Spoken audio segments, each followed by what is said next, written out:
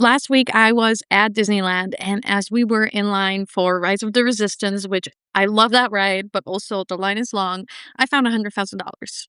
And unfortunately, it wasn't in a little suitcase just waiting for me to pick it up and take it home.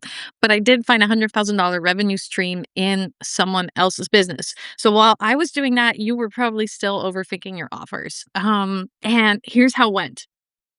As one does, I was at Disneyland with 4 female business owners that are in my mastermind, but I had never met them in person until a few of them the night before at dinner.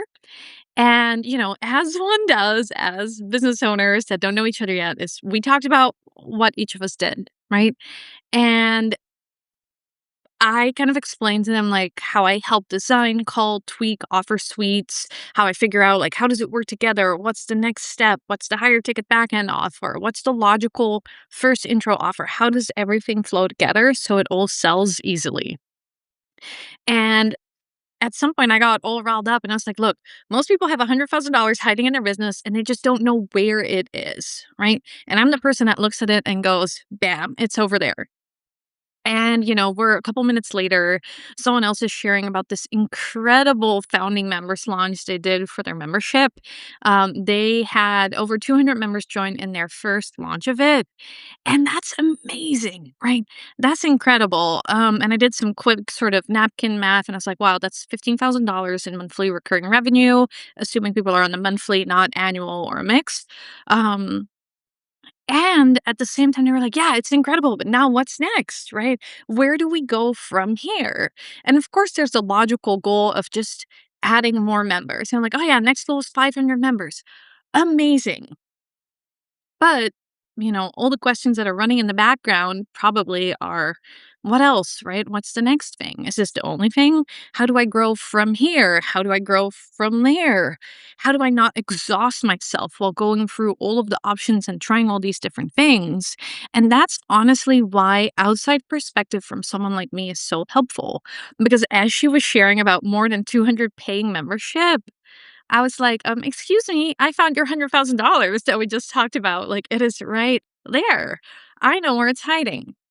And my solution that I was really glad that, I gave her the idea and she loved it, is that you have over 200 paying members, right, in a membership for a specific topic.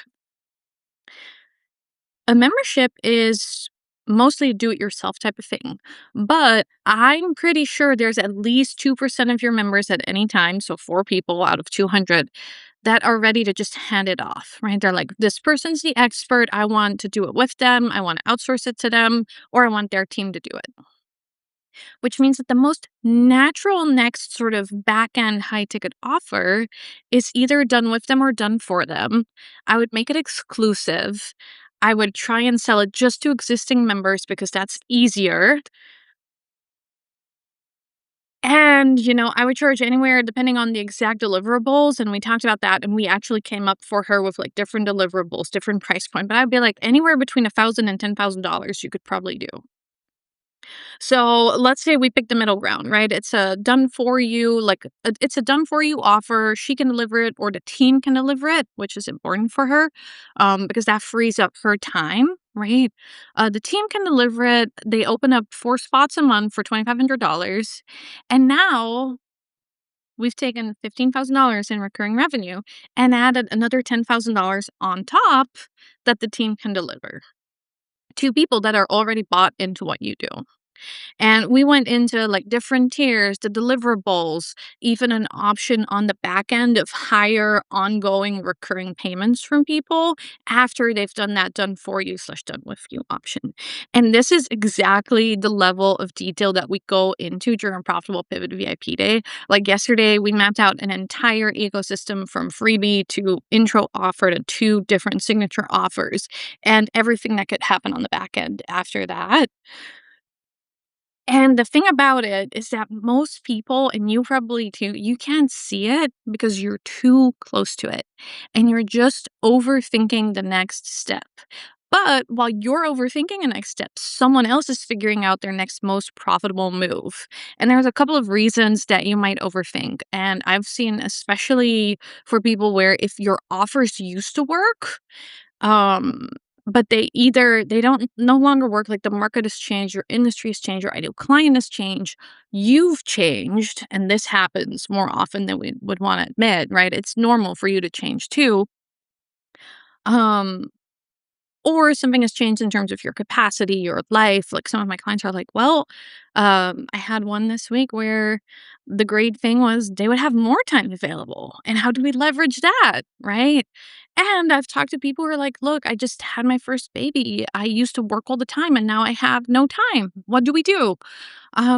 So the big thing is you get stuck in the nitty-gritty, the what, the why, the how, the when, the how do I protect it? How do I protect my reputation? All of these things.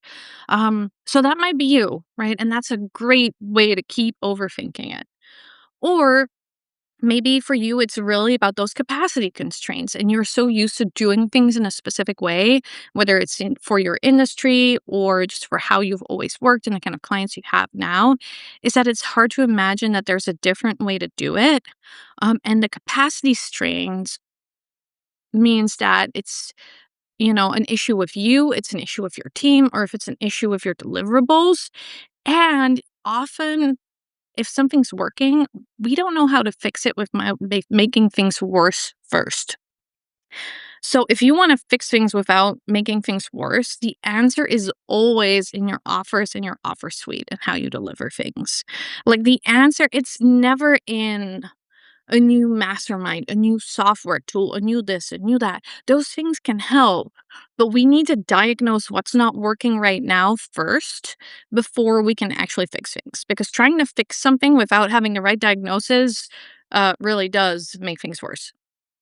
Or maybe you're just overthinking, and that means you are so tired of either reinvention, like everything is changing all the time way too fast, right? If you scroll on social media a lot, this one's probably you. Like, I stopped for a while. After a few weeks, I deleted Threads and Instagram off my phone, and the clarity of mind that comes from less input, right? From less, this is happening, that's happening, this tech tool, that tech tool, oh, everybody's on this social platform, oh, we're all moving to Claude, right? um Take a minute, right? Take a minute and actually assess. Um, and I think that something that a lot of people don't see coming is that this whole offer suite design and making it intentional, going from 27 different offers to you might still have 15, 20, 27 offers, but they all logically tie to each other. And we know upsells, downsells, order bumps, where this goes, where that goes. Person A buys this, that's great. 50% of person A that buys this is going to move into option B, which is higher ticket, longer term, whatever, right? Potentially. These are options, not how it has to be. Um, you might still have a lot, but for a lot of people, they're like, "I should have figured this out by now." Or it's just so much harder than you expect. And that's why you don't wanna deal with it, because you feel like you should have figured it out, or it's harder than you thought it was, and now you're like, "Never mind," you know? It took me longer to film this video than I should have because, honestly, I was like, "Oh, I have to fix the background, and you can see this thing," and then the light wasn't good, and then this morning they were, like, using some kind of circle saw next door, and I was like, "Could you go away? Like, you're making too much noise," right? Things are often harder than we expect, and that's especially true when it comes to our offers. And finally, I think the biggest hurdle that we don't really want to talk about is that, does this mean that I failed? Right? If I go in and I change my offers, if I go in and I change how I work, if I go in and I change what I'm known for, how I deliver, how I message, how I charge, how I show up, does that mean that everybody around me is going to look at me and think I'm a big fat failure? I couldn't hack it as a copywriter, as a brand designer, as a strategist, as a membership owner. So does that mean I failed? And if that's you and you're worried about that, like, I would love for you to watch the next episode, because we're going to talk all about, if you pivot, people will think you failed and how to deal with that. And if you listen to this and you're like, Sandra, I want you to find that $100,000 in my business, I would say the Profitable Pivot VIP Day is where it's at. There are limited spots every month, and the link to book that will be below in the description, whether you're watching the video or listening to the podcast version. But that is where your next step is.